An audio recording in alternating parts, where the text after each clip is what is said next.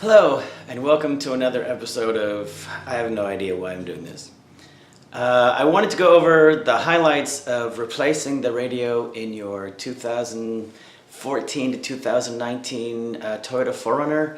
I think this may also apply to 2010 and later.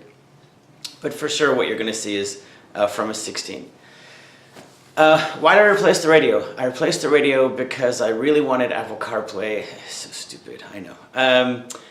The Bluetooth function on the Entune Toyota radio was not that good.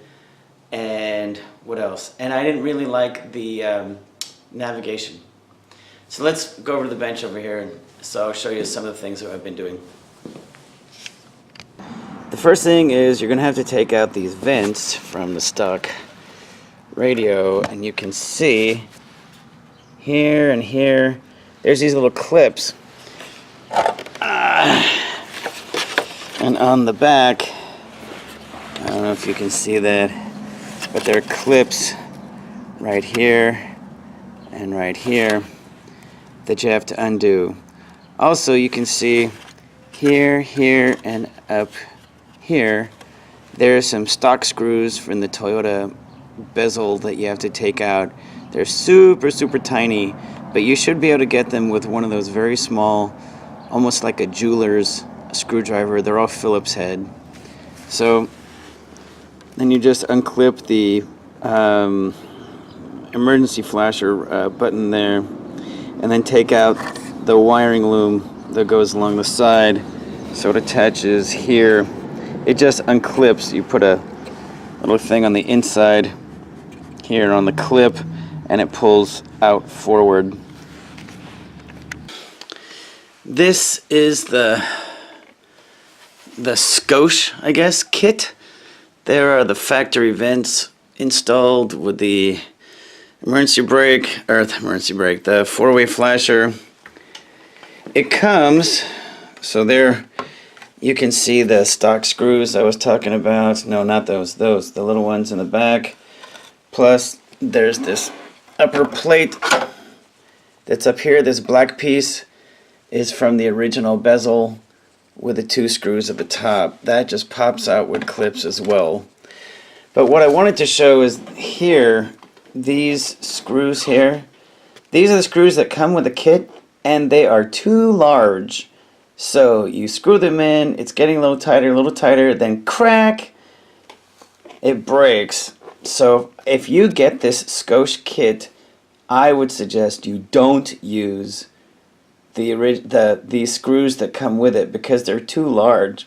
It almost would have been better if I just put epoxy down the holes and then used a slightly smaller screw. But anyway, since 3 of the 4 cracked, I put a little super glue on it, but I hope you can see this, is I put some epoxy down here along the barrel, and it is actually much stronger now than it was before. I wanted to show you that before I put the radio in. I don't know. This is the Scosche kit. This is the one I put in. I really like it better than the Metra kit. The Metra is made for well, you can do double din, but it comes made for single din. The silver actually is not a perfect match to the Toyota, whereas the Scosche kit, I feel, is. And the Metra kit is completely flat, whereas the Scosche kit has this little bevel. I cut out these little pieces of tape from, and I'm thinking about putting those there, but I don't know if I did. This is that 3M like car wrap. This area right here, I don't know if you can see that very well. It is not formed very well, and there's a little excess plastic along this edge, and so I had to take and smooth it out. This obviously is not the one that I have installed. Along here, you may be able to see that there's a little, it's not smooth. And what else did I have to do? And so these are the posts that broke on the other one, and this is the screw. I don't know if you can see that at all, but this is the, there we go, the screw that broke it. I screwed it in, and this barrel actually split, these barrels here. So if I had to do it over again, I think I would have measured it. I'd have used a regular, where's the screen? There is a regular screw that was the right diameter, and then I would have put that in. Right, this one's obviously not large enough. One more thing actually that I was going to tell you. I think I have footage of me, or of the USB aux jack installed in the truck. Well, I put it where the cigarette lighter goes in the dash. So how do you get the cigarette lighter out? Well, I didn't know. This is the cigarette lighter, this is the back part, and this is the little barrel, right? The socket in the dash panel. Obviously, I broke mine because I had no idea how it comes out. So I'm trying to tell you, this is the tab hole, and this is the tab. No, wait, not that one. Sorry. It's, where is it? Oh, I'm sorry. You know what? It's right here. This is the tab. I probably showed you the wrong part. This is the tab. You put a pick in here, and then pull it out of this hole. Sorry, it's this tab, this little one here. And then these two pieces separate, so you don't have to break yours. And then you force the barrel forward, right? Forward to separate it, and then you can actually push in these little wings here on either side, and then remove this from the fascia. So here's the unit installed. Yeah, I know, I didn't show you the step-by-step.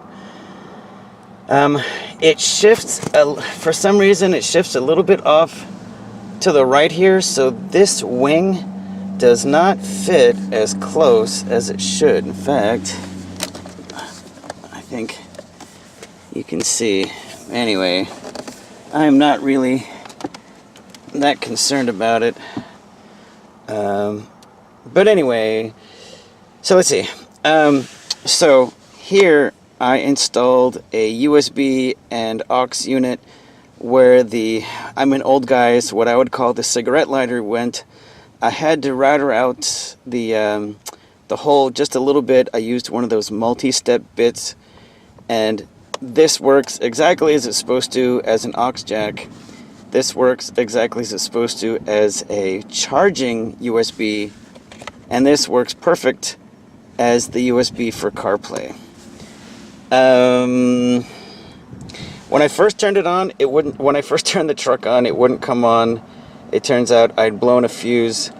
The Idatalink connectors are actually not real high quality. It really was stiff, as far as I'm concerned anyway, to put in. You may notice that the unit sticks out just a little bit. Yes, I could have had it flush, but I'd like to have it out a little bit. So that's where I put it. So let's plug it in, and hopefully it won't blow up.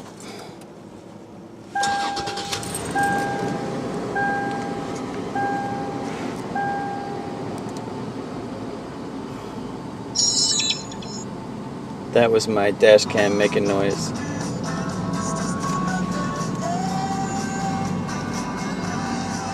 So there you go.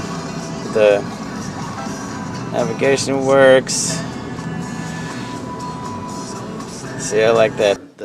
Do it again. So two other things I think before we go out to the truck is I really like the Idatalink box, the Idatalink wiring loom, and the Idatalink USB and GPS plug-and-play links for the installation. The wiring loom is really, really slick. It has everything that you would need, and the box, it works perfect, works seamless. The only thing is that if you have the Idatalink and you're programming it with your computer, you have to use Internet Explorer. You can't use Google Chrome. You can't use Microsoft Edge. You have to use the old Internet Explorer.